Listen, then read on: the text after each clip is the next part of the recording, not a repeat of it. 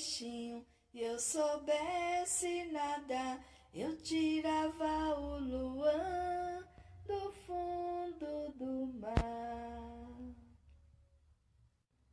Se eu fosse um peixinho e eu soubesse nadar, eu tirava Maria Helena do fundo do mar.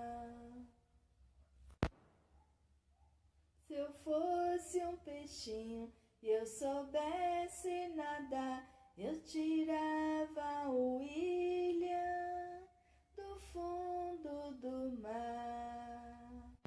Se eu fosse um peixinho, eu soubesse nadar, eu tirava o Samuel do fundo do mar.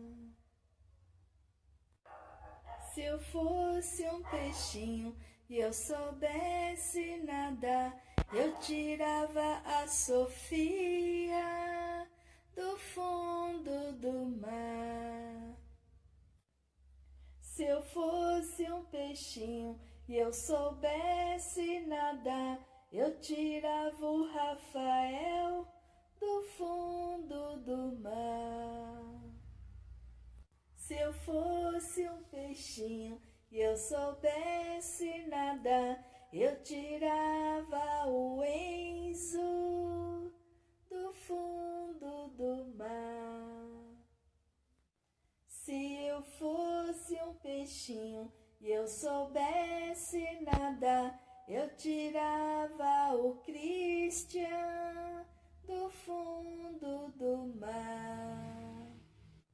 Se eu fosse um peixinho e eu soubesse nadar, eu tirava a Ana Lu do fundo do mar.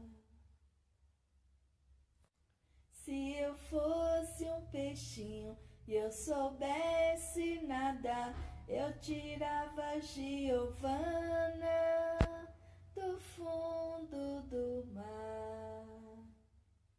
Se eu fosse um peixinho e eu soubesse nadar, eu tirava a Kimberly do fundo do mar.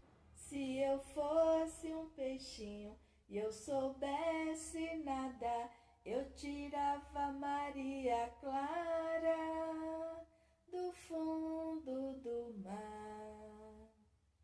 Se eu fosse um peixinho e eu soubesse nadar, eu tirava a Ana Júlia do fundo do mar. Se eu fosse um peixinho e eu soubesse nadar, eu tirava o João Vitor do fundo do mar. Se eu fosse um peixinho e eu soubesse nadar, eu tirava a Maria Clara Soares do fundo do mar.